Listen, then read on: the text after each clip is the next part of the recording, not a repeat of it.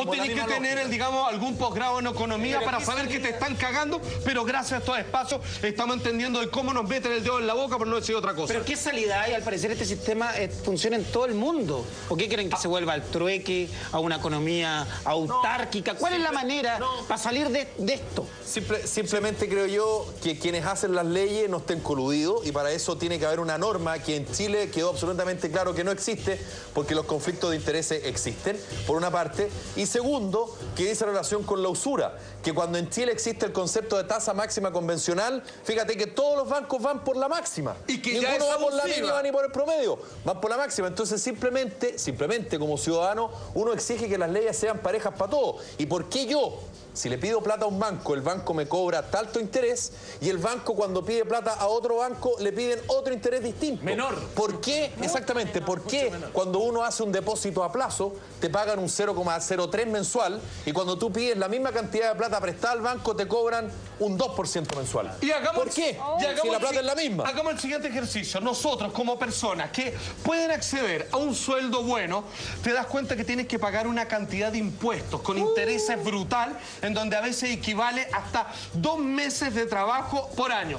Entonces, ¿qué es lo que hace? Te obligan a convertirte en empresa para irte metiendo cada vez más en el juego y que tenga una dependencia, pero referencial, respecto a las transacciones bancarias, y te obligan a operar como empresa y aquellos que no tienen esa oportunidad simplemente son tratados como esclavos a los cuales se le pueden ir restando elementos. Nunca podemos ganar, a menos que te sigan metiendo más en el barro. Y llegas a la elusión, que no es lo mismo que la evasión, es distinto, es la elusión. Es decir, buscar a través del sistema que te permite hacer sociedades y de alguna manera pagar muchísimos menos impuestos. Porque claro, el ciudadano común y corriente deberá pagar un 40%, pero los grandes empresarios en este país, ni uno. Y lo digo responsablemente. Como parlamentarios ni uno solo paga lo que tiene que pagar. ¿Por qué? Paga a través de las sociedades. Y las sociedades pagan muchísimo. Y no tienen una, tienen como 5 o 6. Y hay una que siempre la revientan, que es la que menos tiene ganancia y después, ¿cómo se llama? A través de esa salen jugando olímpicamente. Claro, porque aunque parezca broma, si nosotros sumamos todos los impuestos que los que estamos acá presentes anualmente pagamos, eso es multiplicado por 5 lo que tiene que pagar solo un sucursal de supermercado, que sabemos cuánto ganan diario. Es realmente ridículo, abusivo, y el sistema está hecho para favorecerlo a ellos y no a nosotros. Y aquí es cuando aparece este monstruo que en ciertas caricaturas ha sido redibujado como un lobo feroz, que es el FMI, vale decir, el Fondo Monetario Internacional. Mucha atención, nombre, Fondo Monetario Internacional, fue creado en julio del año 1944, en plena Segunda Guerra Mundial, representante de 44 gobiernos, acordaron, sin preguntarle a nadie, por supuesto, establecer un marco de cooperación económica, cooperación las pelotas, destinado a evitar círculos viciosos que contribuyan a una depresión económica. Sin embargo, esas depresiones siguen existiendo y, por supuesto, no tenemos por qué dudar que incluso son fabricadas, motivadas y se eligen los países, pero con pinzas, para que caigan sus vecinos y así finalmente la dependencia, una vez más, del préstamo de plata vuelva a entrar al círculo vicioso. Los países se transforman en sucursales del Fondo Monetario Internacional. Absolutamente. El Fondo Monetario Internacional, claro, porque lo que el Fondo Monetario Internacional dice o evalúa respecto a las economías es ley. Exacto. O sea, si es que tú de alguna manera no haces la política monetaria, no la correcta, ni la ideal para el ciudadano o para la economía de cada país, sino que no vas en la línea de lo que el Fondo Monetario Internacional te dicta, estás jodido, no tienes cómo. Por supuesto. Porque te pone un timbre y eso significa que, por ejemplo, si tú vas a por dinero, bueno, el banco tanto te va a decir tapa, tapita, tapón, porque el FMI no te está dando el tic necesario. ¿Sabes cómo yo resumo eso? Que te obligan a hacer un pacto con el diablo porque te avisan que tú ya estás viviendo en el infierno. ¿Cómo nos afecta el FMI, el Fondo Monetario Internacional, a nosotros, las personas comunes y silvestres? De la siguiente manera. El Fondo Monetario Internacional rescata al país priorizando el pago de la deuda e incluso cambiando la Constitución. Pero para aprobar el nuevo préstamo, que también se crea de la nada, se exige al país que aplique unas medidas que garanticen el pago de la deuda. Las medidas van destinadas a esclavizar a la clase media mediante la bajada de salarios y el cese de los derechos adquiridos. Se privatizan los activos del gobierno y estos pasan a manos privadas, a precio de chollo.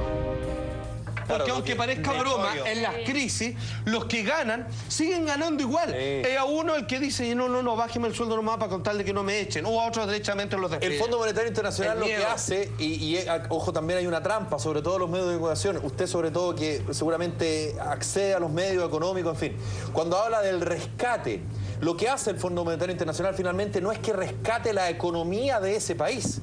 Lo que hace es rescatar a los grandes grupos económicos de ese país. ¿Por qué? Que lo siente como salvadores de la nación. Por una sencilla porque razón. dan trabajo. Porque le dice, ok, yo te presto, estoy inventando, $1.000 millones.